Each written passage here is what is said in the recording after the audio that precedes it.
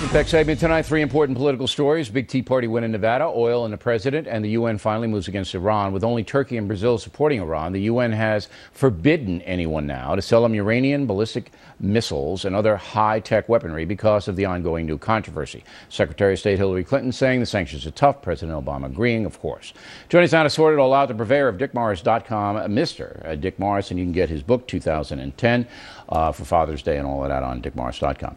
All right, before we get into the UN thing, you just heard Halpern and I on the race thing. I just think this was totally fabricated by the media. What do you think? Whenever fabricated by Halpern, whenever you get whenever Obama does a bad job of something or introduces bad legislation, and people criticize it, they're always saying it's racist. Well, they provide him cover there, but this is from the left. Look, do you believe Matt Drudge purposely put a racial headline? No. Of course not. You don't believe that? Of course not. I don't believe it. When Halpern Obama says the word believes it. ASS in public, he's inviting a headline that quotes it. But why does race have to do anything Nothing. with it? He's trying to be a tough guy. Nothing. Street talk. Okay. Yeah. All right. This Iran thing. Okay. Now the UN finally imposes sanctions. You better not sell Iran anything, and Iran doesn't care. They're going to buy it wherever they can buy it, right? It is. The sanctions are not only impotent. Whatever teeth they had were pulled in one specific negotiation. Originally, when I read the sanctions, I said, wow, Obama's really done something. Because he prohibited Russia from selling Iran the S-300 anti-aircraft defense system, the state-of-the-art anti-aircraft, which once they deploy it will preclude an Israeli military option, according to John Bolton. Then, in the negotiations to get Russia to please vote for these sanctions, they deleted the prohibition and said you can go ahead and sell them that system. That was the only thing they could have put in the sanctions, other than banning gasoline, which we've talked about, that would have worked. But what and not only didn't they include it, look, they pulled it out. So the UN says you can't do it, and they do it anyway. The UN can't punish them. Well, if Russia votes for sanctions, saying that they shouldn't be shipped, and then Russia ships them, they'll have some explaining to do, and it could be difficult to do. But I mean, there's just no. All right. Okay, so you think it's just much PR stunt, right? I think it's worse than that. I think that it gives the illusion of action.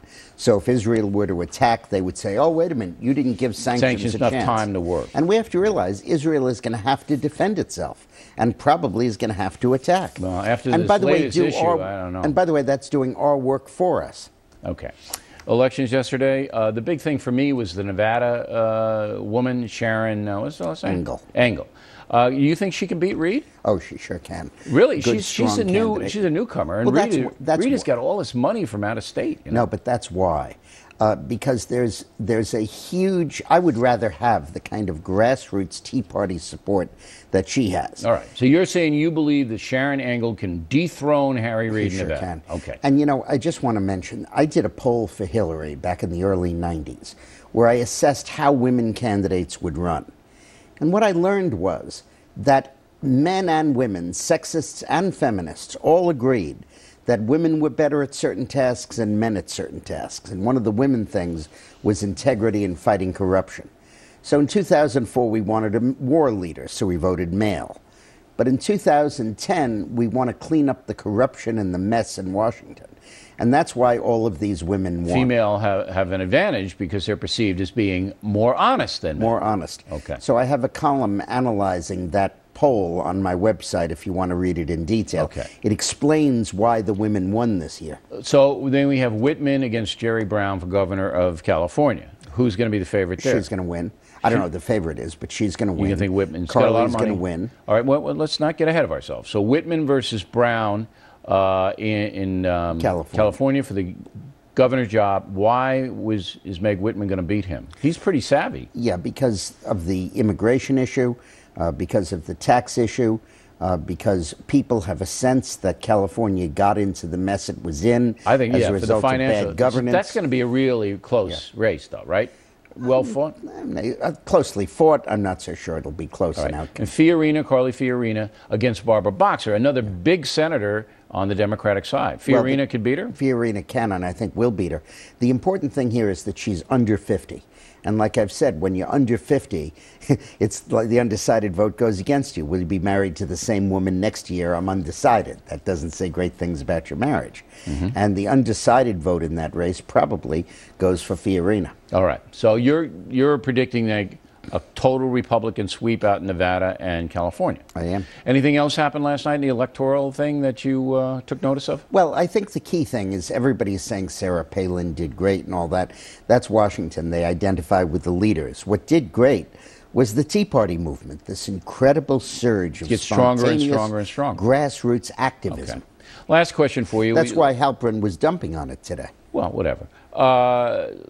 We last night discussed whether the oil spill thing is the point of no return for President Obama. Can he come back? Well, yeah, he can. Of course, a president always can. But what's happening is remember we had a discussion last week and you said, where's your proof that Obama is being seen as incompetent? And then that poll came out that 69% disapprove of his efforts to do that. Fiorello LaGuardia, when he was mayor of New York, said there's no Democratic or Republican way to clean the streets. And there's no Democratic or Republican way to clean up an oil spill. You either do it right or you do it wrong. He's doing it wrong. Everybody's seeing that he's doing it wrong, and it's taking a big toll. But do you think he can still come back if the economy reignites? No, it's not that. I think we're headed for a double-dip recession. Then a president can always. Not on a double-dip recession. You're not going to be able to come back. Not from that. Dick Morris, everybody, go to his website and buy his book. Make him happy.